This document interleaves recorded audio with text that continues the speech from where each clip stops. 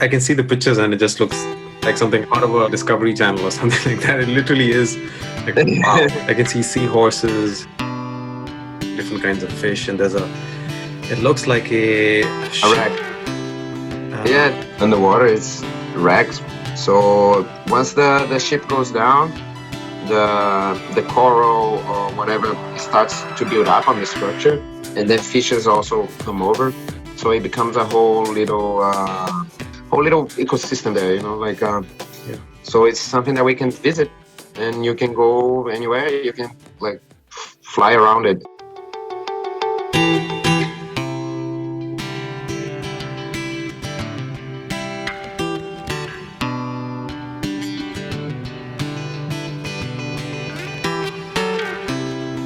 Let's get knocking, man. Welcome to Earth Speak. Thank you for saying yes, firstly, and thank you. I've been really looking forward to this. So, and thank you for sharing those pictures. I can't get over it, but we'll get to that. I'm jumping ahead. Tell me what time is it there in Brazil, and tell me where you are, firstly. Oh yeah, so I'm in Honduras, a bit north from Brazil. Okay. It's a tiny country in the Caribbean. And I'm in a couple of islands a bit outside of the coast, 1 hour boat, 1 hour ferry to get here. Okay. So it's a little island in the Caribbean. Wow. It's called Utila. Utila. Okay, wait, I'm gonna write this down. Are you from this place? No. No. I'm from Brazil. I ended up here because of the diving. That's a diving island. The island, everything goes around diving here.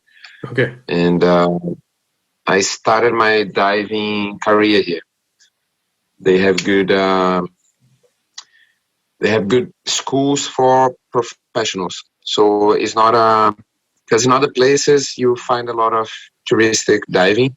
So dive shops that offer touristic dives, but here is more dive schools. It's like a little university city for diving. So if you want to become a dive professional, here's the place. Wow. And of course, on top of that, there is good diving, like good quality diving. The reef is beautiful. And so, of course, my background in terms of studies, I studied psychology for a while, 3 years. Then I went into design, the design that we studied, design+change. I introduced that to people as sustainable design. Yeah. I studied sustainable design. I think that was here in Sweden. Did you do psychology also here in Sweden?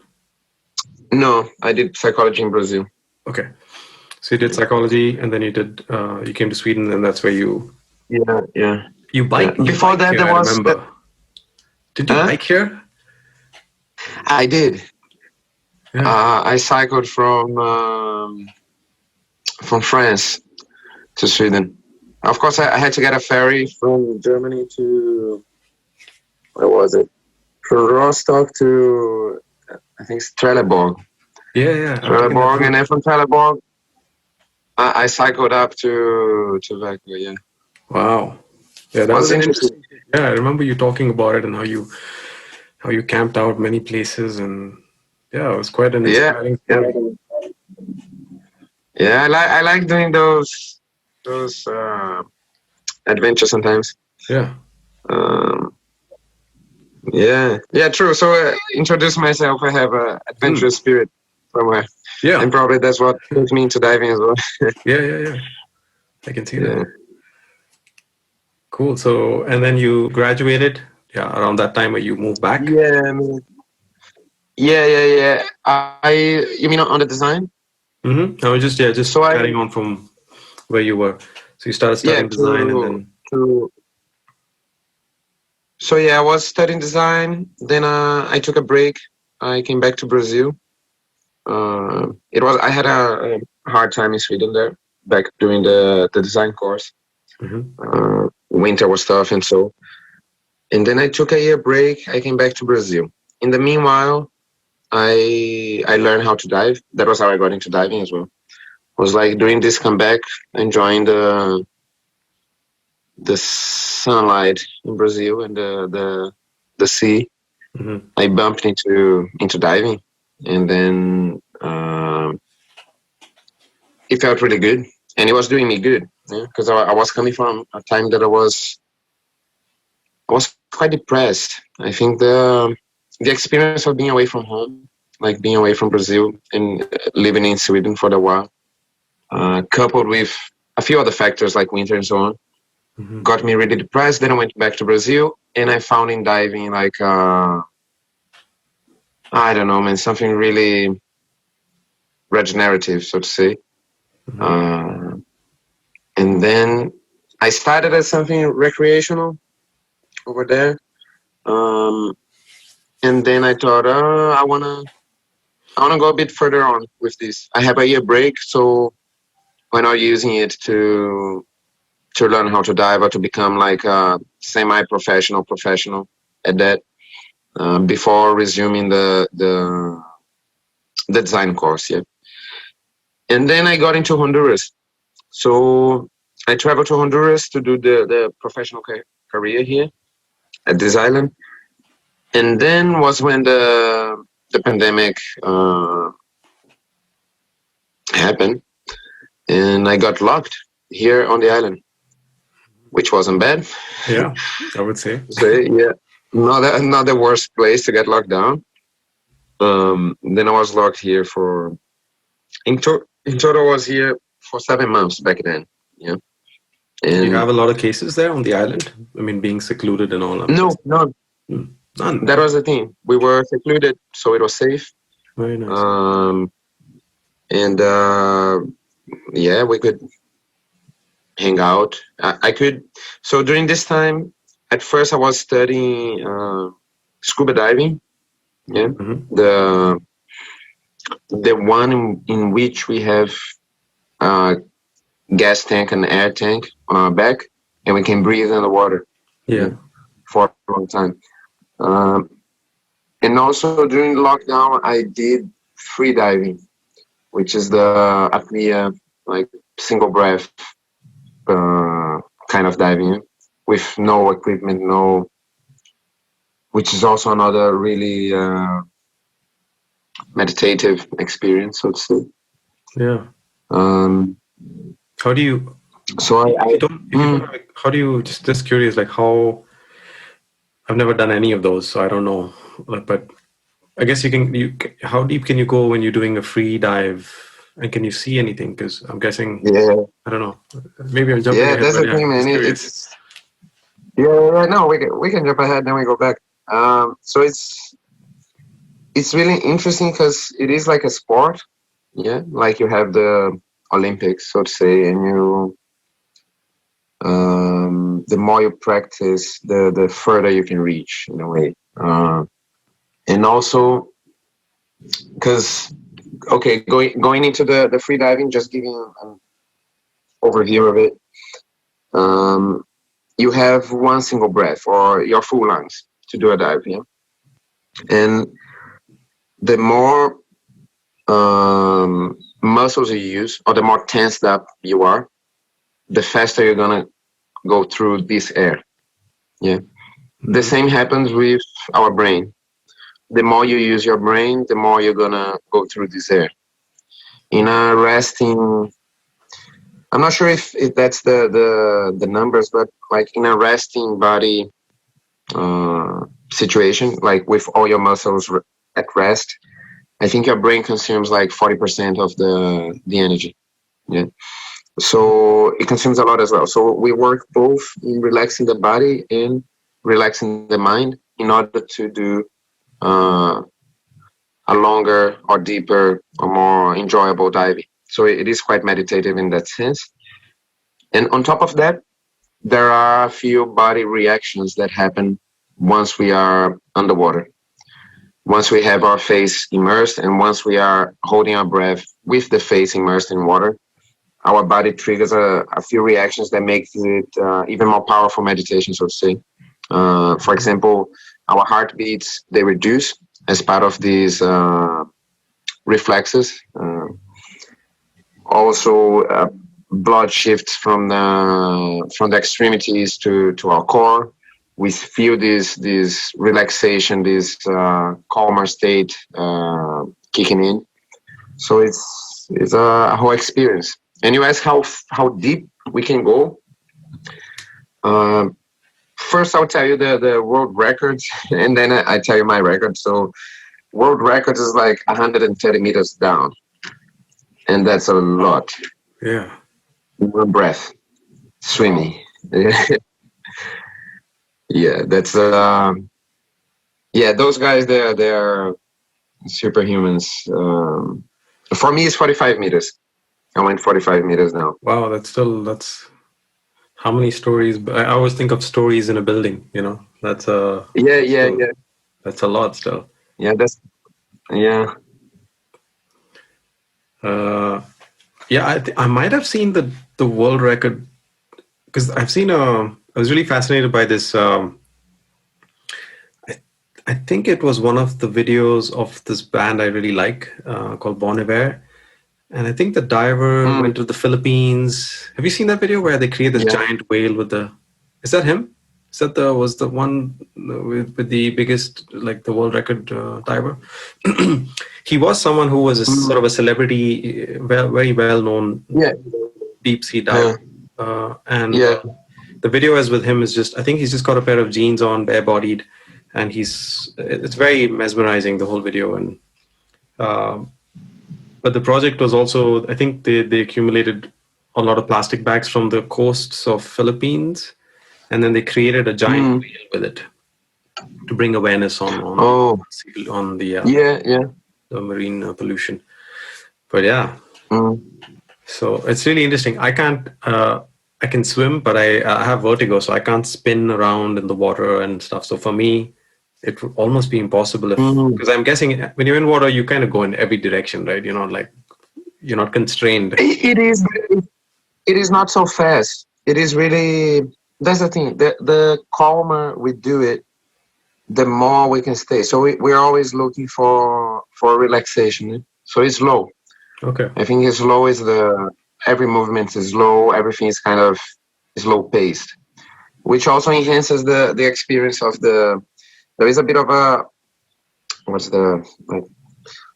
let me see the adjectives, like otherworldly, like a parallel universe experience when you're underwater. Yeah. So one thing, everything is slow. The other thing is there is no gravity. So you can basically fly around anywhere you want. And also it's silent. So there are no sounds. There is like fishes. Then it's not like air animals. Underwater there is no like birds singing and stuff like that, or cars passing by. It's just silence. Yeah. And so there is this experience, like this feeling of the world. And as I was saying, everything is slow. So I don't know if your vertigo would be an issue then. And how long does it take? So let's take this on as a real life. Let's say I had to go to Honduras, to Chile, and actually learn diving. How long would I need, and what do I? Let's talk about a little bit of the sort of the economics of it. Straight away. Like how? So to have the first experiences. So the basic course that we offer, we call open water diver, and it's really basic, but and you're always going to be diving guided with someone professional around you. But that basically allows you to not independently, but to dive in a group on your own set of gear.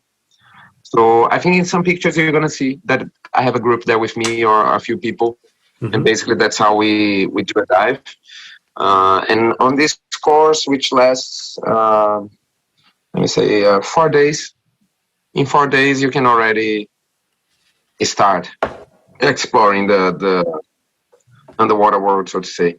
Of course, the more you go on in this in the learning, and so the more independent you become, and the deeper you can go, the more you understand about the physiology, about mechanics, the safety of the thing, the further out you can explore, so to say. So What do you see? yeah, but it's I can see the pictures and it just looks like something out of a Discovery Channel or something like that. It literally is like, wow. I can see seahorses, different kinds of fish, and it looks like a a ship. wreck. Yeah, underwater it's wrecks. So once the ship goes down, the coral or whatever starts to build up on the structure, and then fishes also come over. So it becomes a whole little ecosystem there. Like Yeah. so it's something that we can visit, and you can go anywhere. You can like fly around it. Of course, for example, to go inside, you would need more experience. It wouldn't be within those 3 days, 4 days initial course. But of course, with those 4 days, you could check the wreck from the outside. Yeah, but to go inside, then you need more experience. This kind of stuff. Yeah. But we see so much stuff, man. Is for example, from wrecks, we have also caves, underwater caves that you can explore. And one thing that is interesting is that the nocturnal sea life, they look for shelter during the day on the caves. So when you go to the caves, you see actually a lot of stuff there hiding. Yeah. And regarding the sea life, it's just mesmerizing, like the diversity of it and how different it is from land. Because we are so used to land animals and so. Yeah. But when we get under there, it's like everything's so colorful, so like neon yellow, neon blue, and purple. And they don't bother the fact that you're there. Because sometimes if you approach a land animal, for example, a mammal or so, a wild mammal, they're gonna run away. They will run away before you notice them. Yeah. And actually, underwater, they don't care about you. You can get really close to them, and they just don't bother. Oh. And it's full of life, man. Everywhere you look, you see fishes passing. It's like, I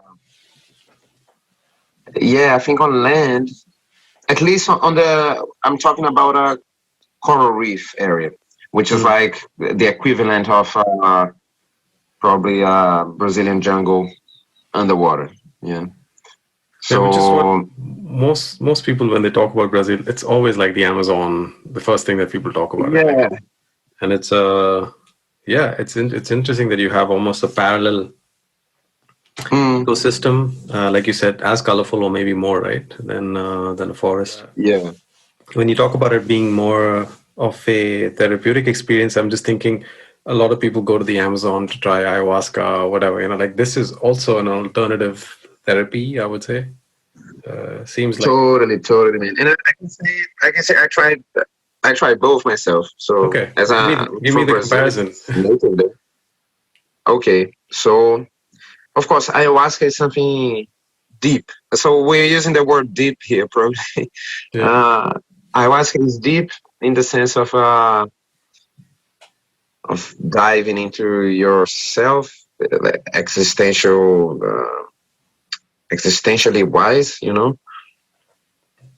It is strong, and it is like a parallel dimension. It is another way of existing, and so. And I think diving as well, there's something there. There's something about being immersed in water. I think there is even something symbolic about it, man, like going in those terms. Because as I studied psychology and I studied a lot of Jungian psychology that works a lot of symbolism and so, there's something about Earth's womb, like the last time, for example, we say that the last time that I was underwater and being able to breathe was when I was in my mother's womb, so to say. True. And in a way, it's kind of there's something healing there in being on Earth's womb, so to say, the water where life came from, and so, and the experience itself is beautiful. Like ayahuasca ceremony or ritual can be beautiful as well.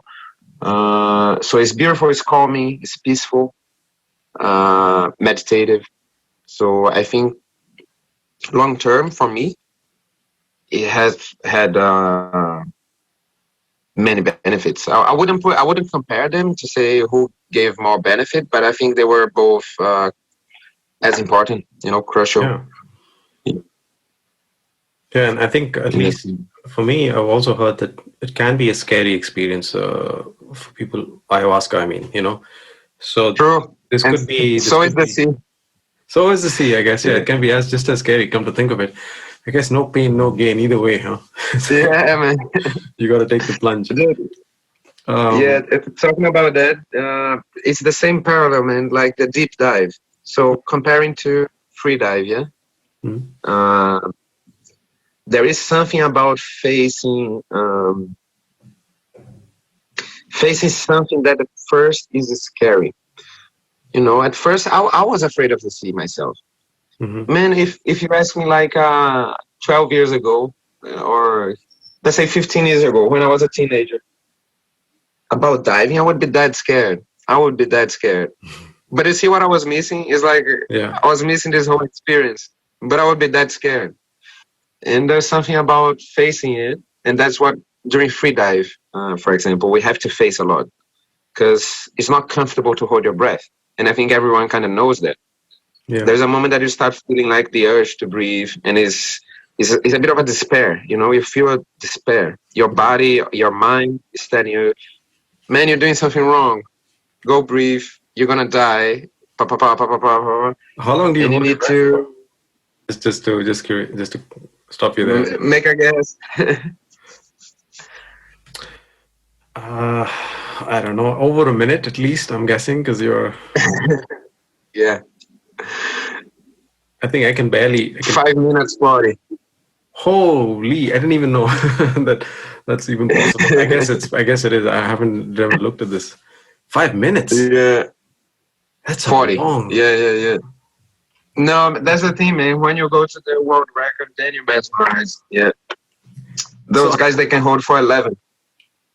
Wow. I read about this some time ago. It was that there are these just through evolution, people who grew up like in the Philippines or around coastal areas. There are these tribes or groups of communities. Yeah. And they studied their spleens, and they have enlarged spleens. It has elongated just because of the adaptation to the environment, and maybe like you said, going back into the womb context, that if we do belong somewhere in our habitats that have kind of become so isolated in some way, urban living and all that. Maybe we are meant to be living next to shores, have the sea, as part of our daily lives, where we, have some contact with this vast sort of parallel universe, like you said. I guess you can't stretch. Did you always have this, though? Is my question now, or did you expand? Were you on 2 minutes or 3 minutes, and then when you started practicing? No, yeah, it's trainable. It's trainable, and that's the thing. When the meditation part comes in, it's like the more talking about free diving. Yes, the more you face this discomfort, this initial discomfort, the more you become comfortable with the discomfort. The more it becomes just a thing that is there. Your mind, your voices telling you like, oh shit. But then you learn to relax with it.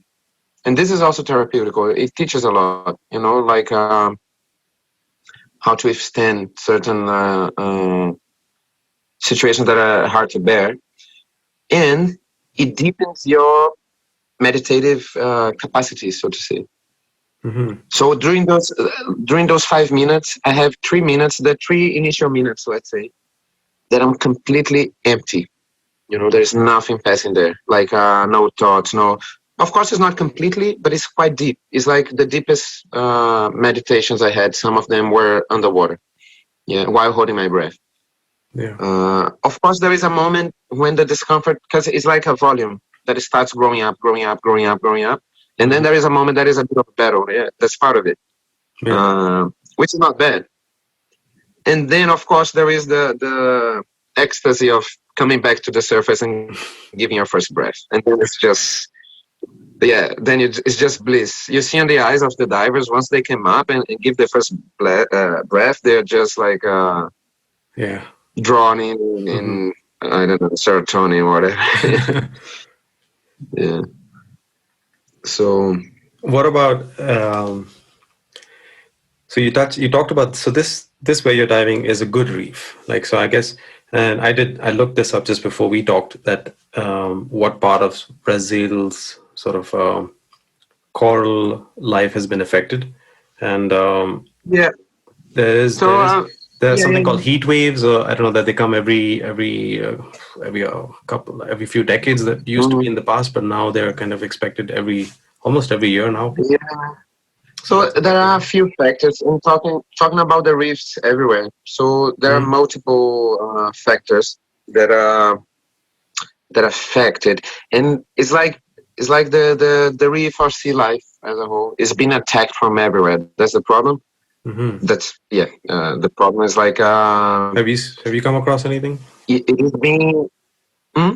Have you come across anything? Oh Like, yeah, yeah, mm, yeah. I mean, we go into that. It's so you have all those like climate change, and you have sewage disposal. Talking about this island that I'm in, like mhm. there is no sewage treatment here. Yeah, Okay. and this is absurd. With such a rich reef around it, uh, there is no sewage treatment. There is a lot of tourists coming and going. So all the chemicals from the showers, from the sinks, not only the chemicals but also the human like sewage.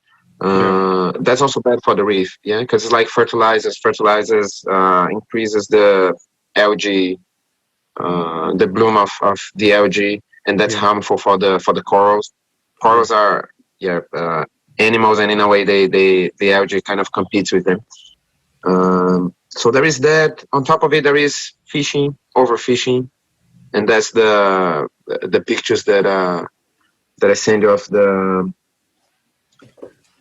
they caught this Goliath. So I can maybe I can illustrate a bit so you Hmm. see how complex it is. And this is just one of the problems. We have this fish called damselfish. The Mhm. damselfish, they are like farmers. So what they do is that they clean up their piece of land, and the only thing that they allow to grow there is algae. So they take care of their garden. Yeah, they take away any coral that might try to go there. And in a balanced reef, that's important. That's an important function. Yeah. But then, if you start fishing the predators of the damselfish, like the groupers, yeah, Yeah. groupers are predators of the damselfish, and then you start fishing them, the damselfish is gonna overpopulate. And as I said, they are algae farmers, so they're gonna farm the whole thing. And this is just one aspect of the imbalance of it. And then it starts snowballing. And one of the pictures that I send you is a Goliath grouper, which is Mhm. a huge one. Right. Probably it's not a predator for those damselfish, but it was fished over here. And some Mhm. people are like, "Hey, look at the fish that I caught." The guys, they have a smile. They even posted it on Facebook. And this is supposedly a marine protected area, so it's even illegal to do that. Uh, Who and are not these only people? this, Are but they those fishes, tourists? they Sorry to cut you there. no Are they man. tourists or That's are the they thing. I think local they're fishermen? local. Hmm. Yeah, they're local fishermen, and it's a lack of awareness, and it affects a lot because for fish to grow that big, it takes many many years, and they Hmm. play a part on it. Yeah. I think Yeah. it got a connection got a bit